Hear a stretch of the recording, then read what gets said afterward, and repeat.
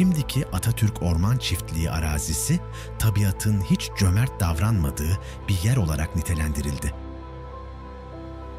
1925 yılının Mayıs ayında Gazi Mustafa Kemal Atatürk, genç cumhuriyetin verimli topraklarını işleyerek Türk çiftçisine azim ve kararlılıkla neler başarılabileceğini göstermek amacıyla Ankara'da çorak ve verimsiz bir arazide çiftlik kurma çalışmalarını başlattı. Gazi Mustafa Kemal Paşa, siyasi ve askeri zaferlerin ne kadar büyük olursa olsun, ekonomik başarılarla desteklenmedikçe bu zaferlerin payidar olmayacağına dair inancıyla Ankara'nın yanı başında büyük bir çiftlik kurulması için yer bulunması talimatını verdi.